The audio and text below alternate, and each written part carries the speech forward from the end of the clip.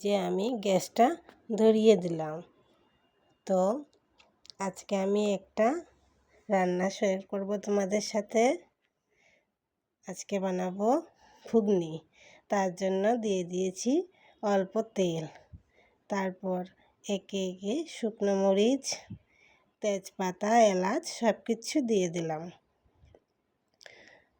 তো তোমাদের সাথে তো বলাই হয়নি কেমন আছো তোমরা, আর আমার ছোট্ট একটি ভিডিওতে তোমাদের সবাইকে স্বাগত। এই যে দিয়ে দিলাম একটু জিরা, তারপর একটু ভাজা হতে হবে। তারপর একে একে দিয়ে দিলাম এখানে কাঁচা লঙ্কা, পেঁয়াজ আর টমেটো কুচি ছিল, তো সবগুলি এবার দিয়ে দিয়েছি। তেল অনেক গরম হয়ে গেছে, সম্বাসটা দিয়েই দিলাম। তো এগুলো এখন ভাজা হতে হবে, এগুলো অল্প ভাজা হবে। তারপর চলো, তো তোমাদের সবাইকে আমার এই ছোট্ট ভিডিওতে স্বাগত জানাচ্ছি। আজকে অনেক দিন পর একটি ছোট ভিডিও নিয়ে এসেছি। তো এই যে দেখতে পাচ্ছ, তোমার সাথে সাথে কথা বলতে বলতে এগুলো ভাজা হয়ে গেছে। এবার একে একে সব মশলা দিয়ে দেব। দিয়ে দিয়েছি জিরার গুঁড়ো, স্বাদ মতো নুন দিয়েছি। তারপর দিয়ে দেব এই যে আদা আর রসুনকে থেতো করে রাখা। তারপর এগুলো একটু ভাজবো। তারপর এখানে অল্প হলুদ দিয়ে দিলাম। তারপরে এগুলি সবগুলি কষাই করব, একটু ভাজা হবে আর কি। ভাজা হলে তারপর এখানে এই যে দুটো আলু, এগুলোকে হাত দিয়ে, অনেক গরম জানো, আলুটাকে সিদ্ধ করেছিলাম মটরের সাথে, তো মটর থেকে তুলে পরিষ্কার করে এভাবে হাত দিয়ে টুকরো করে দিয়ে দিলাম। তারপর এখানে একটু আলুগুলোকে ভাজবো।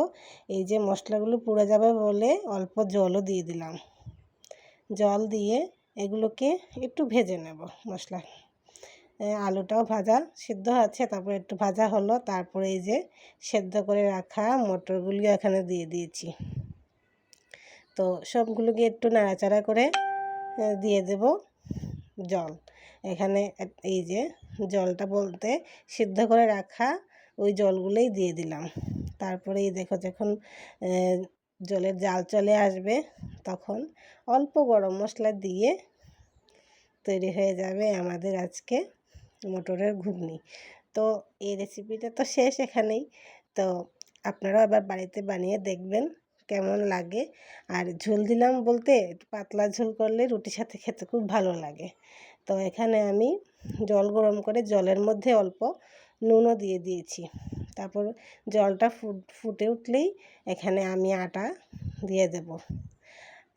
এইভাবে রুটি বানালে অনেক নরম হয়। আমার হাজব্যান্ড একদম শক্ত রুটি খেতেই পারে না, ঠান্ডা জল দিয়ে বানালে শক্ত হয়ে যায়। তো আমি সবসময় এভাবেই রুটি বানাই। তো এই রুটিটা থাকলেও, ঘরে যদি থাকে তাহলেও নরম থাকবে, একদম শক্ত হবে না।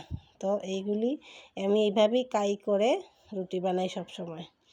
তো তোমরা একদিন বানিয়ে দেখবে, খুব সহজ করে দেখিয়ে দিলাম কি করে কাই করতে হয়। এই যে কাই করা হয়ে গেছে, এবার অল্প ঠান্ডা হতে হবে। এটা তো অনেক গরম, হাত দেওয়া যাবে না, অল্প সময় রাখতে হবে। এই যে আমার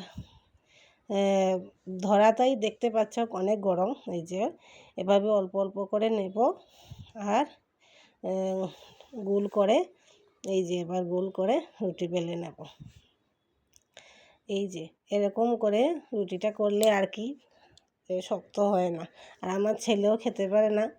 তো তাই আমি এভাবেই বানাই সব সময়। তো তোমরা সবাই কেমন আছো আমাকে জানাবে। আমি বেশি ভালো নেই, কারণ আমার কথা শুনেই বুঝতে পারছো আমার গলায় অনেক ব্যথা।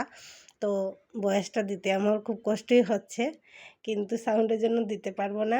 এই যে বলতে বলতে রুটি বলা হয়ে গেছে, এবার রুটিটা ভেজে নেব।